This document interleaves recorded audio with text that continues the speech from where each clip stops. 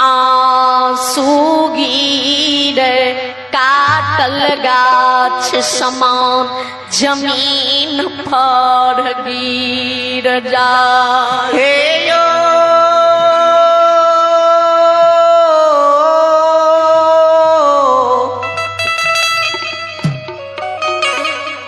महली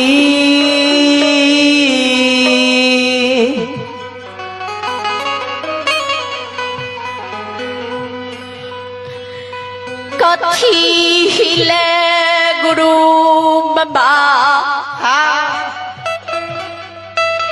बिसरल सोघ के रही रे रही के याद दिलाबै छौ माली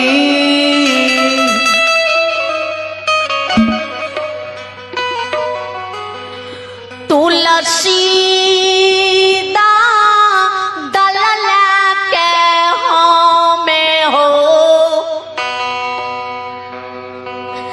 समाज के द्वार पर नहीं जइब नहीं जइब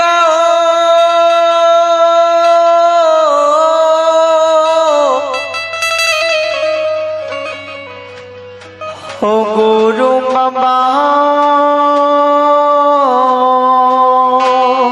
हमें तुलसी के दल्ला के समाज के द्वार पर नहीं जइब।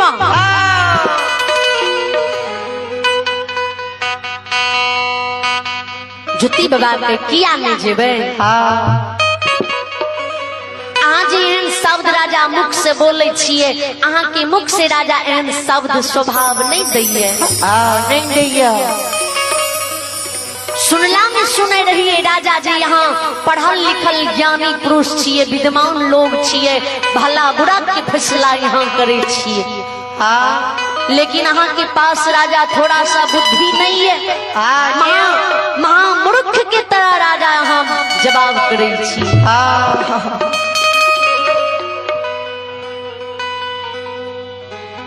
किया नहीं यहाँ तुलसी के दल्ला के समाज के द्वार जेबे। चंद्रबली राजा के हो गुरु बाबा ए हो जब पांचों बेटा अछमित में मर गेले, अछमित के समाज लोग हमरा बोल भरोस दे। राजा धैर्य बान्हू भगवान घर में देरी ऐसी अंधेर नहीं है। मरनी हरनी दुनिया संसार में हुई है, जेकर माय गर्भ से सोर हुई है ओकर दुनिया में राजा सारा जरूर बनी है। राजा जी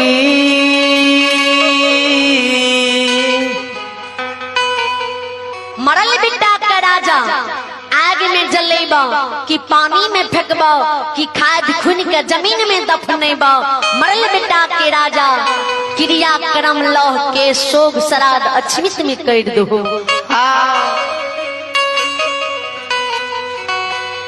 एक पुत्र के कारण, एक तोहर वचन के कारण, एक सत्य के कारण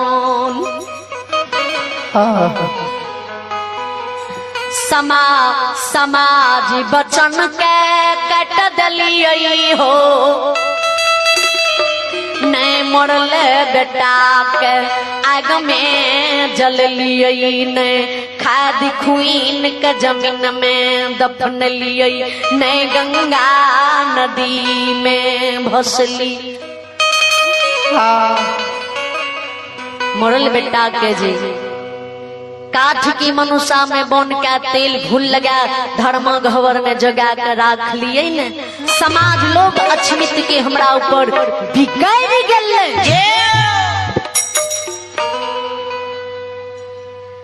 समाज लोग बेमुख बन गेले, समाज लोग बिगड़ गेले, समाज लोग अछमित की हमरा अछमित में बोला भूखी लौआ कमार सुतिहार ढाठ दल के घर से बाहर होइए नहीं दैये।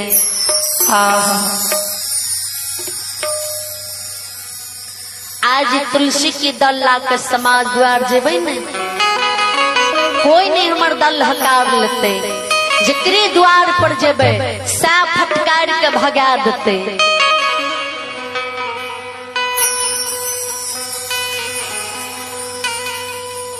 जखनी जेबे तखनी झठा फटते कुत्ता हुलेते, हमें नहीं जेबा। हाँ नहीं जेबा हो। जुती बाबा के राजा सुना, हाँ दुख से मत अखरो मानवे, दुख है साथी, सुख का सपना मत देखो मानव, सुख है मानव के लिए सपना। सपना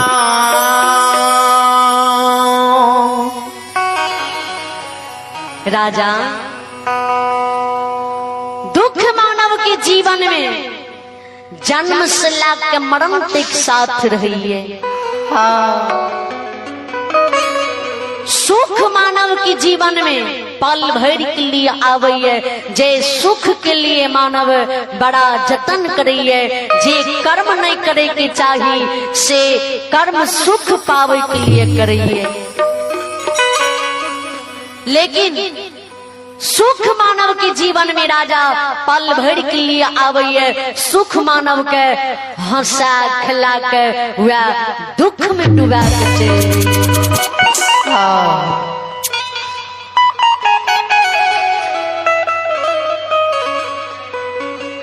राजा अपन मान कदर करू, अपन मान राजा नहीं छोड़ू। आज समाज जे एक लाठी मारबे करत, वे लाठी के चोट के राजा बर्दाश्त कर लेबे। आज ये समाज लोग एगो गायरे पढ़त, वे गायर के राजा यहाँ बर्दाश्त कर लेबे। आज यहाँ बर्दाश्त कर बनवा पड़िए,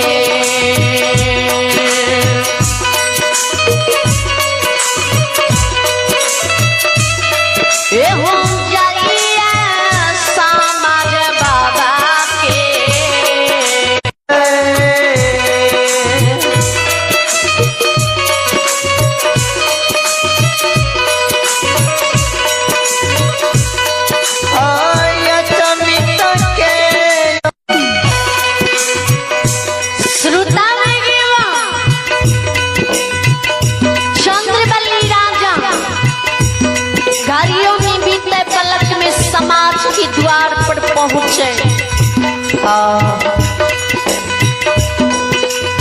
जखनी राजा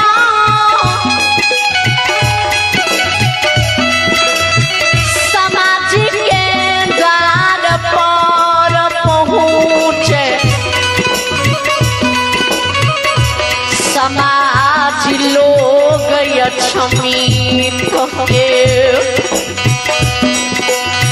कोई कुत्ता हुलाब, कोई ढप्पा मारे, कोई झटहा फेंकई, हिनोनमा कोई के राजा के फटकारी रे अनजतिया।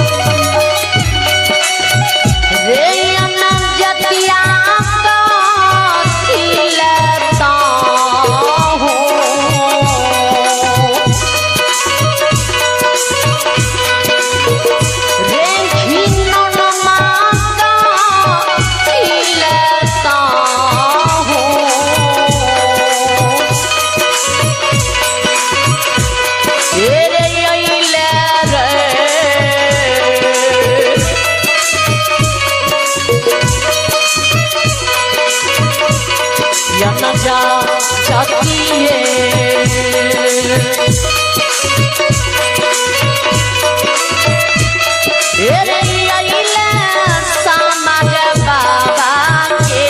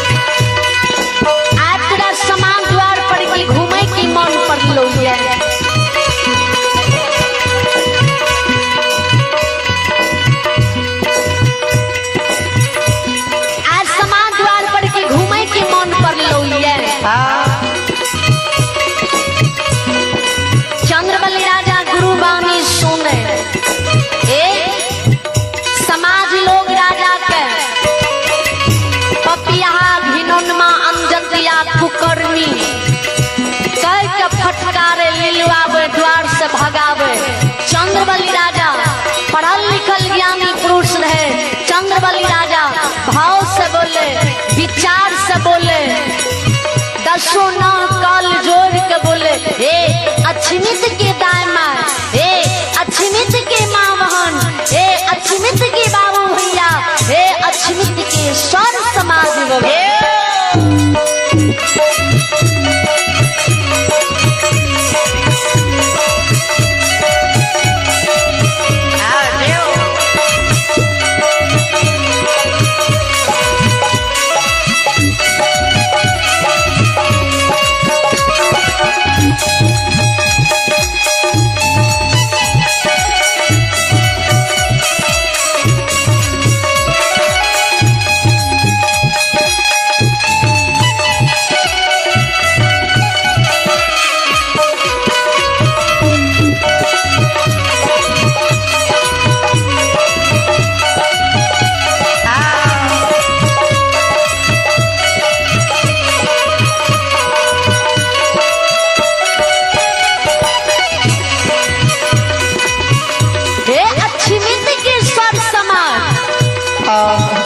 या यहाँ के द्वार पर घूमे नहीं एलो ये, आ यहाँ द्वार पर के घूमे की मन हमरा नहीं पड़ली है।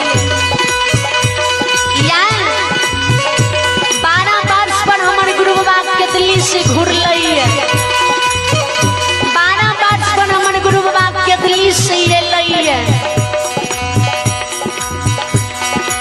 ए यो मरल पाँचों बेटा के गुरु बाबा नेतल खसी के सुसार लगेते, बिलतल धाम संपत्ति के गुरु बाबा लौटेते।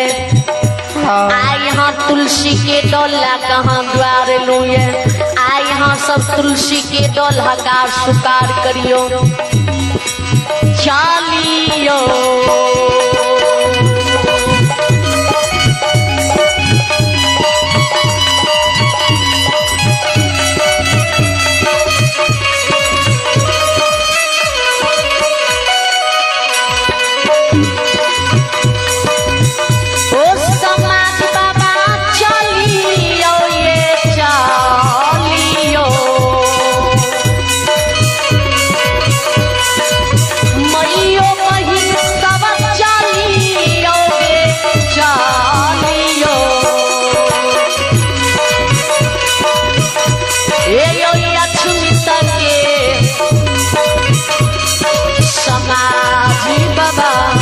भैया बाबू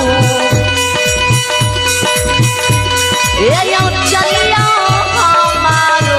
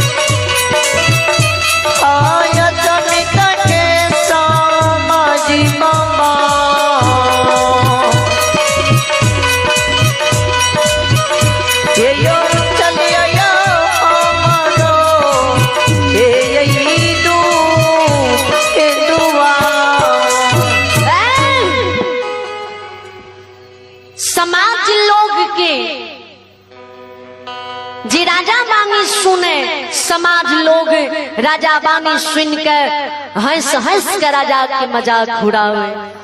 हाँ कह रे घिनन महाराजा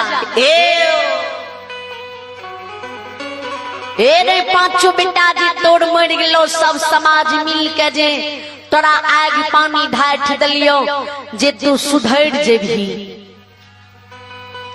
तू तरे घिनौनमा राजा और बिगड़े गलही।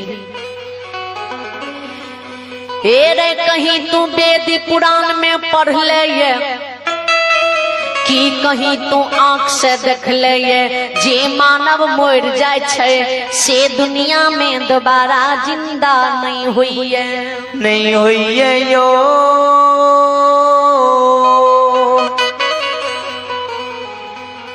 कहन तोरे गुरु छा जे मरल बेटा के जिलई तोरे,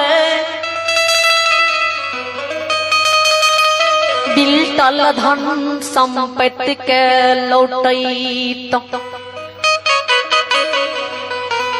तोर गुरु जो सत्यवादी हो तो, तोर गुरु जी तोर मरल बेटा के जिला दतो, तोर मरल बेटा जी जिंदा भाजतो, तब अचमित की समाज लोग तोरा हाथ से डल हकार सुकार करतो, तब तोरा द्वार पर जेबो।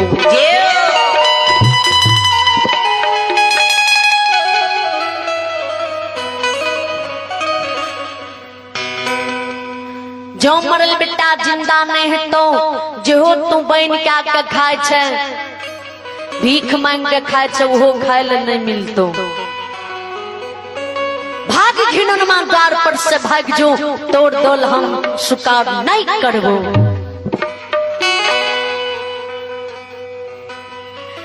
जेकरे द्वार पर राजा जा राजा के भगा दे, कोई दौल राजा के समाज लोग नहीं।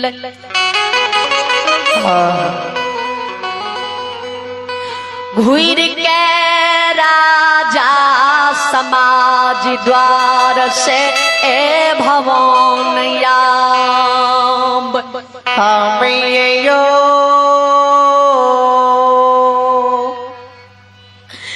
गुरु चरण पर राजा काटल गाछ समान गिर जा, आँख से आंसू गिरा।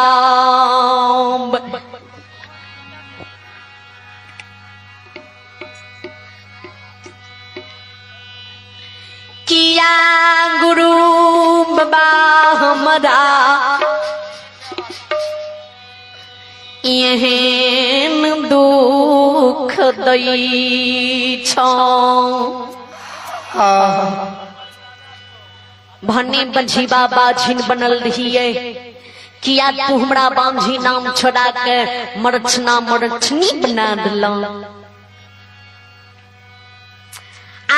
समाज लोग क्यों हमर दल नहीं लइए, नहीं क्यों समाज लोग हमरा द्वार पर आवे।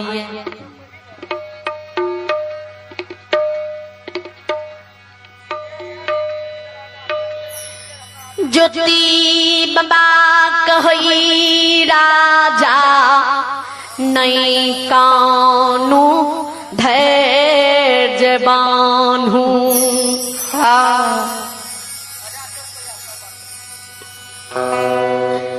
रानी चंद्रावती के कहियो राजा, कुमार बाछी के गोवर्णन, सबा हाथी चौका आंगन बीच में लगावैल।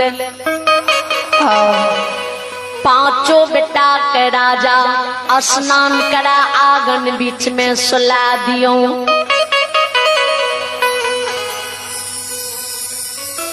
चंद्रबली राजा जी गुरु की वाणी सुने, चंद्रावती का आदेश दे। रानी चंद्रावती कुमार बाछी के गोबर आन सबा हाथ चौका आंगन बीच में लगा दे। उजरी चादर आंगन बीच में राजा उत्तर दक्षिण के बिछा दे। मरल पांचों बेटा के राजा काठ के मनुष्य से बाहर कर ले। मरल पांचों बेटा के राजा स्नान करा आंगन बीच में सुला दे। उजरी चादर से राजा ढक दे। चादर खूट के अग्नि ज्योति बाबा खोल ले। धूप धुमान जला दे कल जोर के राजा रानी बेटा सिरहोन में खार हुई आँख से मोती लोर गिरे धर्मराज बाबा पर सुरता लगा।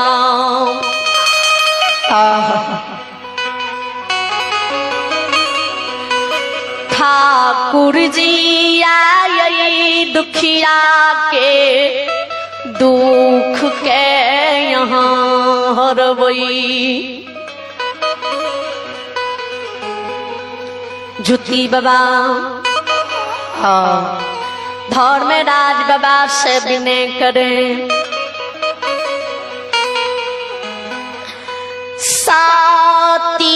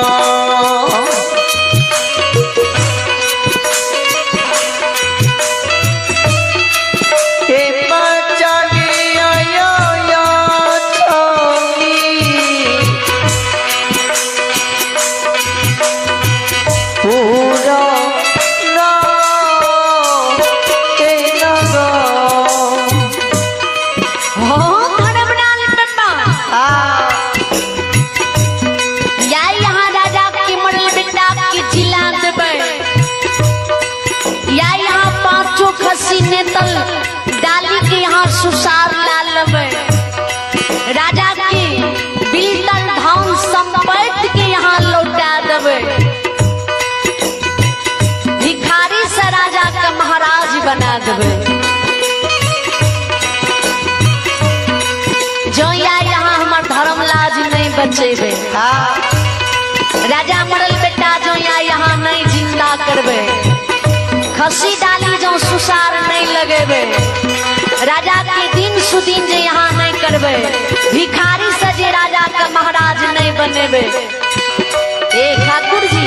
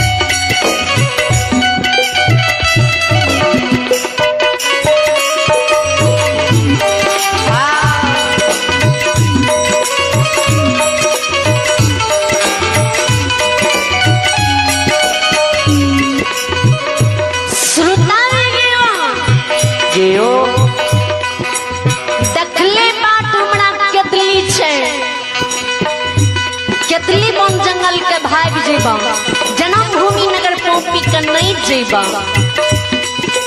धर्मराज बाबा के हे हो बनवासी सुनाओ गंगा नदी में जी कुश की खुजरा में तो गंगा जल भर हो ये गंगा जल निकाल के हाथ कला धर्मक नाम से राजा राजा मरल बेटा पर छीट हो खसी पर छीट हो राजा की टुटली मरैया कोठा मार पर छीट हो धर्मराज बाबा ज्योति बाबा सुने ध्यान देवे खुचरा के गंगा जल निकाल के हाथ कर ले आ ज्योति बाबा सोचे आइए दूसरे का राजा द्वार पर जांच लेवे 12 बरस से केतली में हमें ताप कर लिए शरीर के मिट्टी में मिलाकर हमरा भक्ति के देखबे मोल छै कि नहीं छै ज्योति बाबा धर्मराज बाबा के नाम में ले अपना नाम से ज्योति बाबा राजा मोरल बेटा पर गंगा जल छीटे यो नहीं राजा के मरल बेटा जिंदा होई है ने पांचों खसी के परीक्षा हुई है ने राजा के बिलतल धन संपत्ति लौटैया ज्योति बाबा राजा द्वार से रुइसिए ओ बनवासी रुइसिए हो रुइसा के ओ तपस्या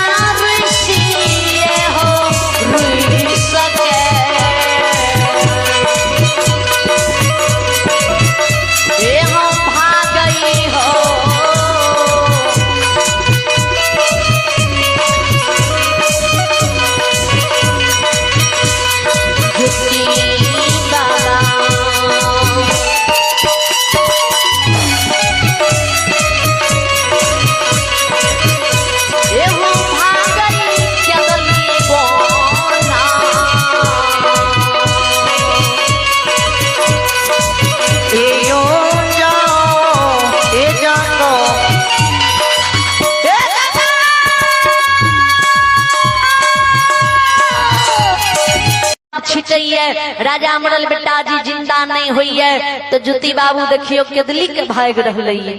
जो केदली चल जेता ने तो धर्मक नाम हनुमान जी कलंक लग जेते। धर्मक की गुणगान क्यों नहीं करते, धर्मक की पूजा भक्ति आराधना क्यों नहीं करते। बाबू ज्योति के हनुमान जी आगा से घुराबू। हनुमान जी के गुस्सा है ओ लीलाधारी हमें नहीं जेबा बाबू ज्योति के घुरावे ले। बाबू ज्योति बिगड़ल छे।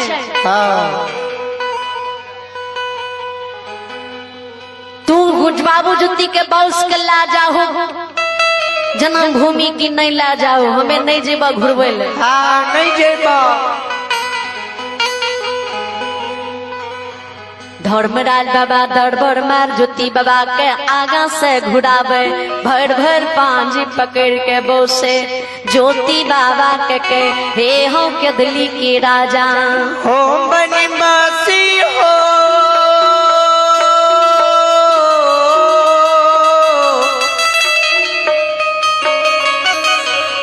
तपस्या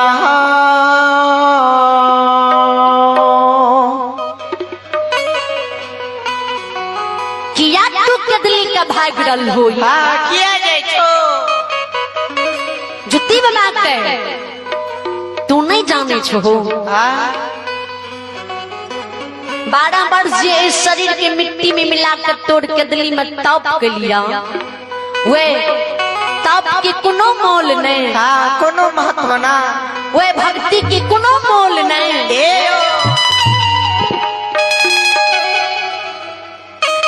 आज हम अपना नाम से राजा मरल बेटा पर गंगा जल छिटलिए। नहीं राजा के बेटा जिंदा भेले, नहीं खसी की परीक्षा भेले, नहीं राजा के बिलतल धन संपत्ति लुटले।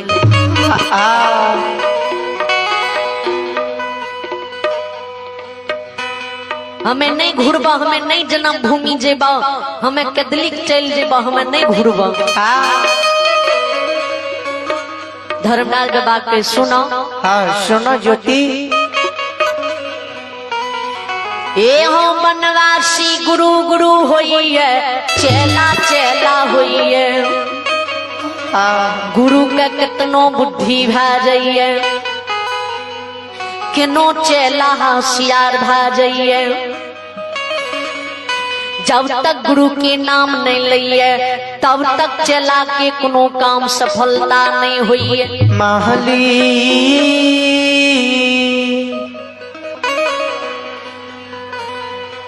बनवासी एक बेर हमर नाम ला के देखो।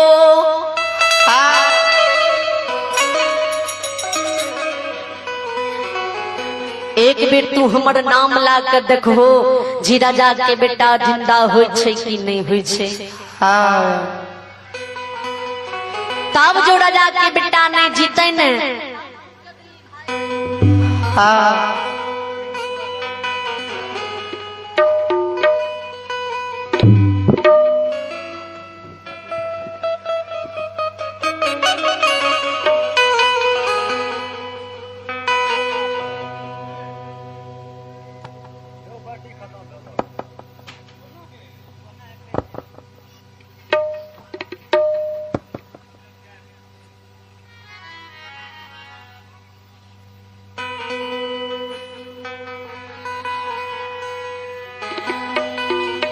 तब तू के दिल्ली भाग जई हो।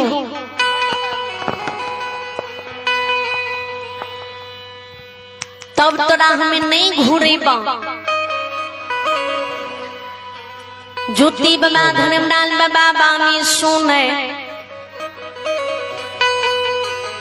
खुचिरा के गंगा जल निकाल के हाथ के ले। धर्म नाम से राजा बेटा पर छिटे, पांचों ने तल खसी पर छिटे। टुटली मरैया कोठा मार पर छिटे। माया रूपी धर्मराज बाबा लीलाधारी लीला करे छिदे। आयो लागल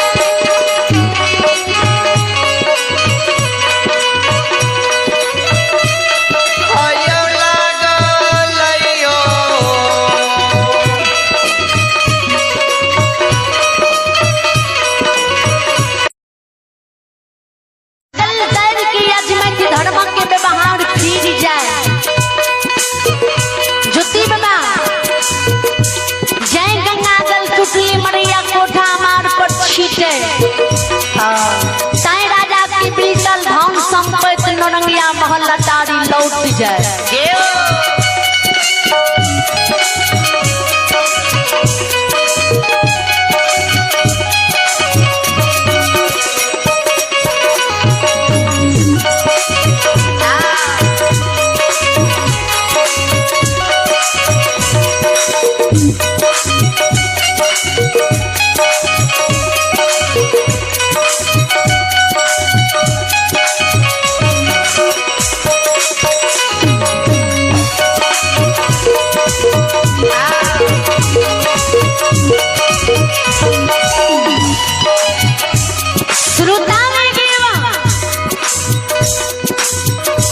राजा महल अटारी जी लौट जाते जुटी के बाबा।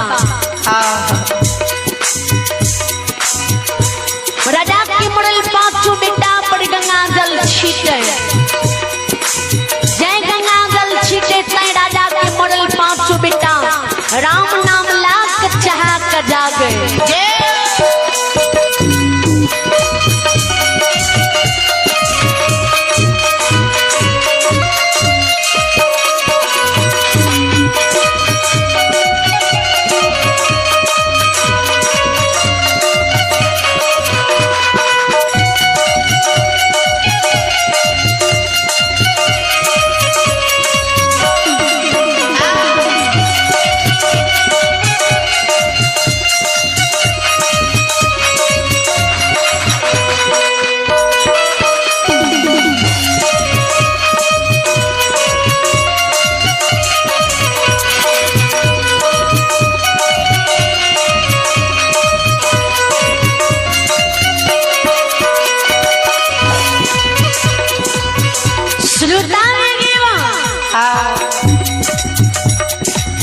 राजा की नौरंगिया महल अटारी जी राजा के पुत्र के कनव के आवाज जे अछमित के स्वर समाज सुने और देखे। स्वर समाज अछमित के दायमा भैया बाबू नहीं सोचे लागले जी राजा के दल हकार हमें नहीं ले लिए, राजा के फटकार के द्वार पर से भगा दिलिए। जे जय राजा के नौरंगिया महल के देखे, जे जय राजा के पुत्र के कनव के आवाज सुने, से तय अछमित के दायमा भैया बाबू सर समान दरबार मार के राजा के द्वार आवे बिना बोले ने, बिना दल हकार के।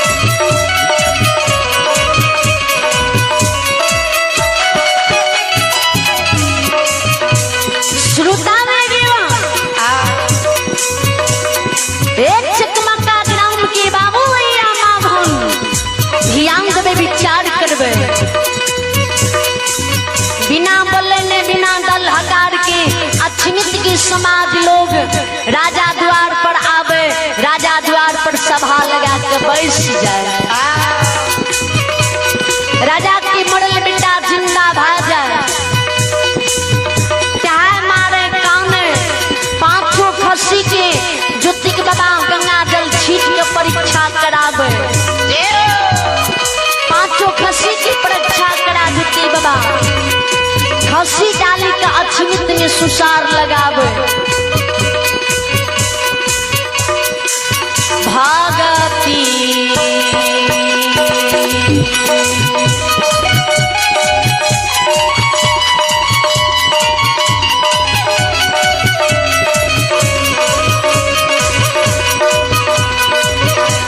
समाधि बाबा भागती भजन में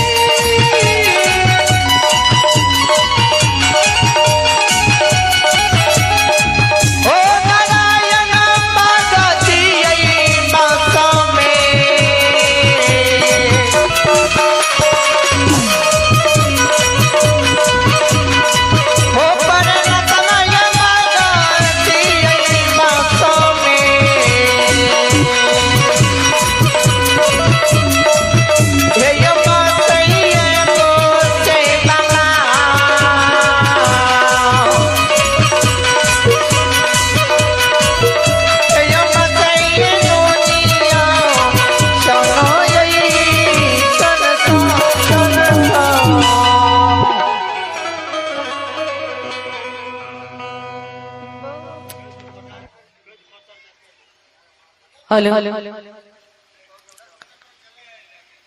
अब माफी चाहे छी, माफ करियो। हमरा सबके फेर दूसरा जगह जेनाइ छै। चलो सब कियो एक बार भगवान के नाम पर दोनों हाथ से ताली बजेवे।